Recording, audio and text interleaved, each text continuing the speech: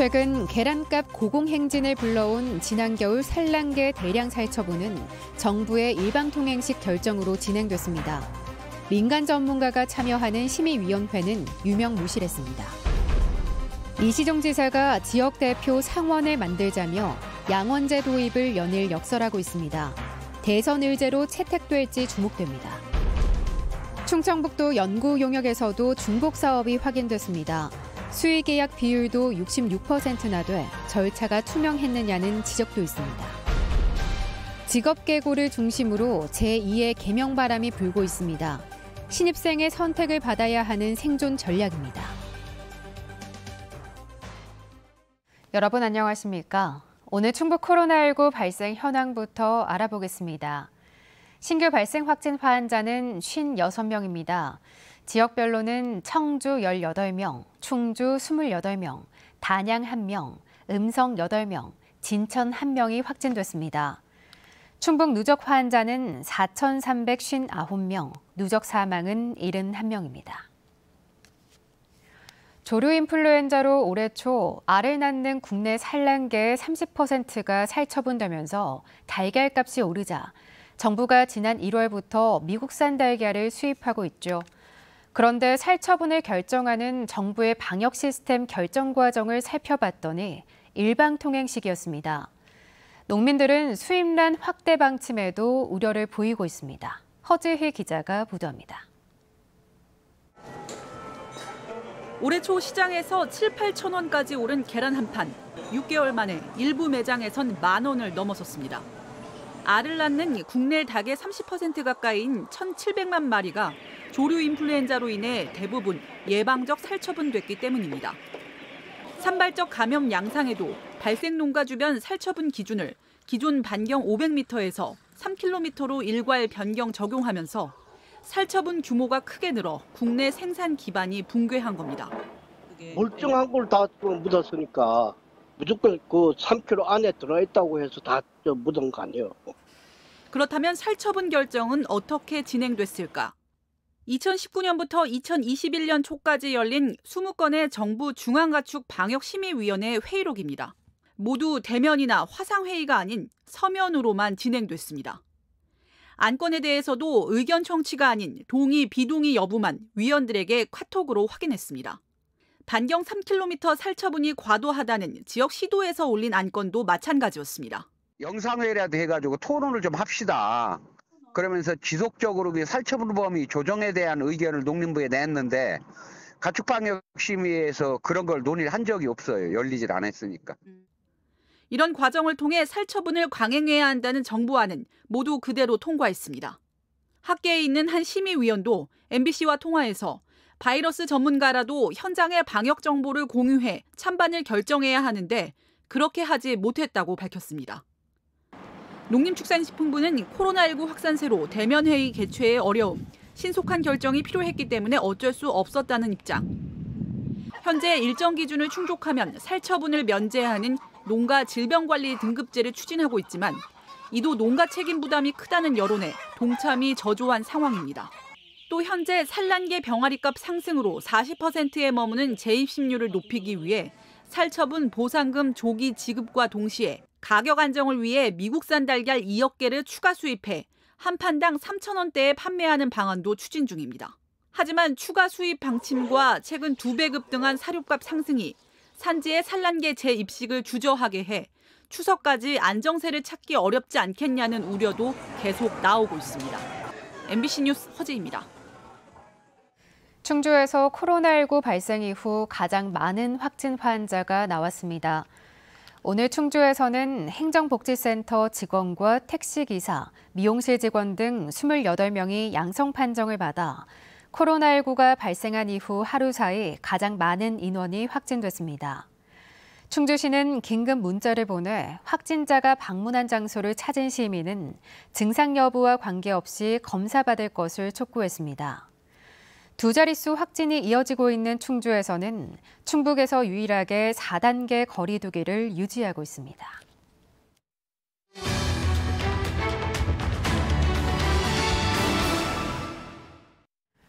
자치단체 연구 용역 실태, 오늘은 충청북도 연구 용역 사업을 들여다보겠습니다. 지난 3년치 연구 용역 자료에서 이번에도 비슷한 용역을 중복 발주한 사례가 확인됐습니다.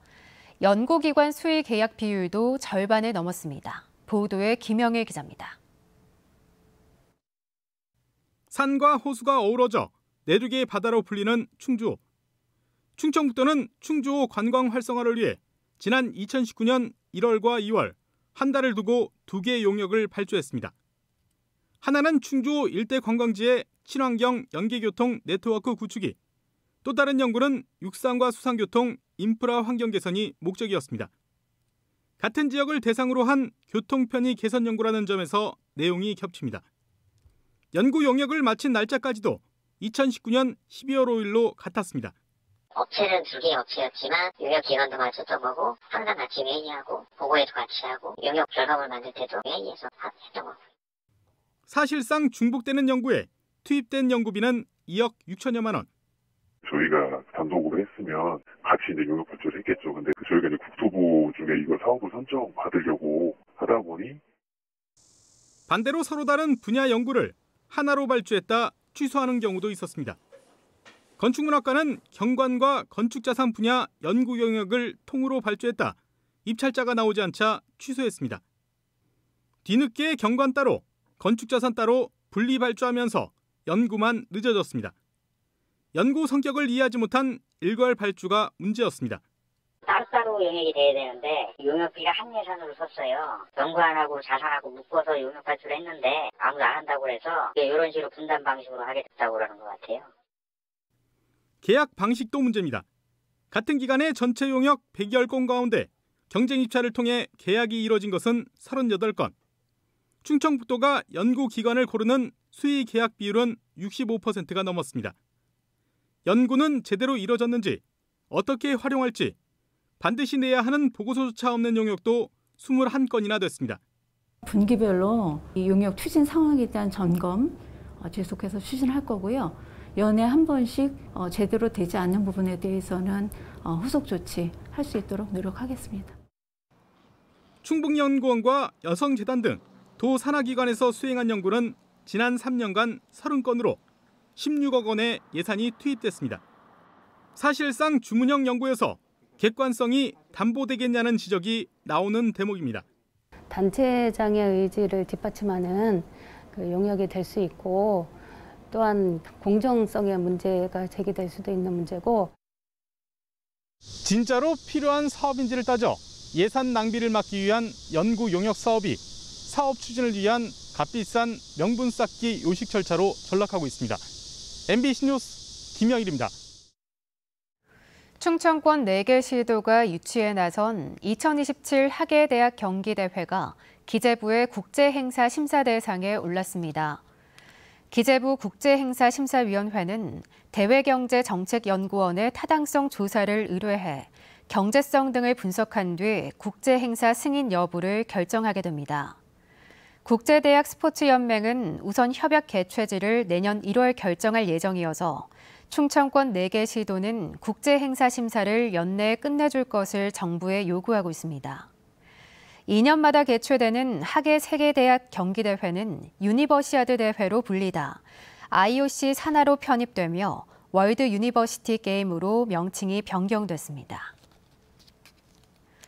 대선 국면에 이시종 충북지사가 양원제 띄우기에 총력을 쏟고 있습니다. 지방 분권을 위해 상원, 하원의 양원제가 필요하다는 건데요. 권력구조 개편과 맞물린 문제다 보니 정치권에서는 아직 이렇다 할 쟁점화는 이루어지지 않고 있습니다. 신병관 기자입니다. 다음 달 정기국회를 앞두고 지역 현안을 논의하기 위해 마련된 충청권 시도지사 간담회. 이시종 충북지사가 수많은 균형발전 정책보다 시급한 건 지역 대표성을 가지는 상원이라며 양원제 도입 필요성을 다시 한번 강조했습니다. 지방자치, 지방분권, 균형발전을 지켜줄 보루가 국회에 현재 없다는 것이 문제입니다. 대선 국면에 접어들면서 양원제를 국가적 과제로 격상시킬 수 있는 시점이 됐다는 공감도 더해졌습니다. 국가적 과제로 격상하고 또 여러 이제 정치 지도자들이 대선 공약으로 좀 제시할 수 있도록.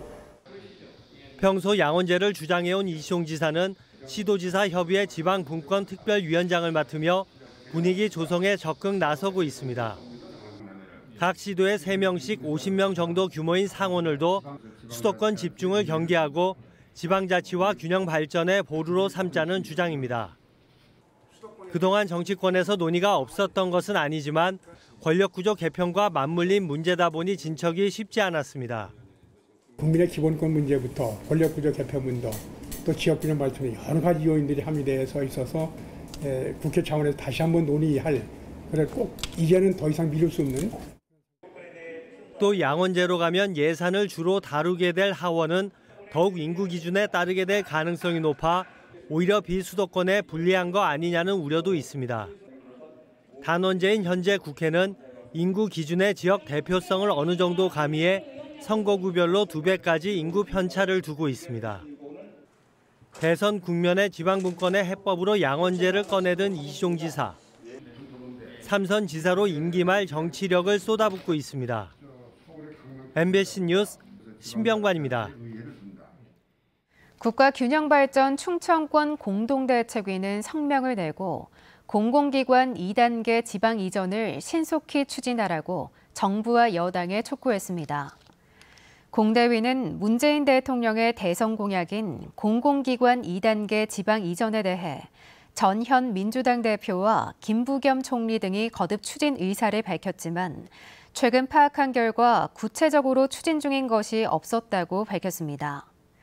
공대위는 비수도권을 철저히 무시한 것이라며 공공기관 지방 이전 계획을 연내에 확정해 추진하라고 요구했습니다. 사람도 시대에 따라 유행하는 이름이 있듯 학교도 마찬가지인가 봅니다. 인터넷이 갓 보편화됐던 2000년대 초, 많은 직업계고가 미래맞춤형 인재를 키운다며 인터넷고나 정보고 등으로 이름을 바꿨는데요. 당시 최신 유행을 따랐던 학교들을 중심으로 제2의 개명바람이 불고 있습니다. 보도에 심충만 기자입니다.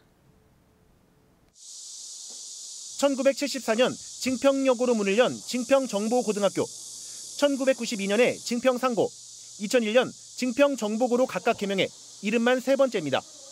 그런데 내년부터는 증평비즈니스고로 교명을 또 바꿉니다. 20년 전에는 뭔가 앞서간다는 느낌으로 인터넷이나 정보를 교명해 넣는 당시 유행을 따랐던 건데 이제 와보니 교명 자체가 오히려 뒤처진 느낌만 주는 데다 죄다 교명도 비슷해 차별성도 없는 것입니다. 통합적인 학과가 있는데 증평정보고라는 이름이 좀 시대적으로도 좀 부합하지 않는 것 같고 해서 일단 학교 이미지 쇄신을 위해서. 같은 이유로 지난 2001년 개명했던 전 영동 인터넷고와 청주의 현도정보고는 각각 영동 미래고와 청주 IT과학고로 지난해 나란히 이름을 바꿨고 같은 시기 인터넷고로 개명했던 전신 충북상고는 이보다 앞선 2015년 교명에 인터넷을 빼고 원래 상업을 다시 넣는 등 제2의 개명 바람이 이어지고 있습니다. 산업 인력을 양성하는 직업계 고교가 발빠른 시대 변화에 적응하다 보니 개명 주기도 짧아지는 추세입니다.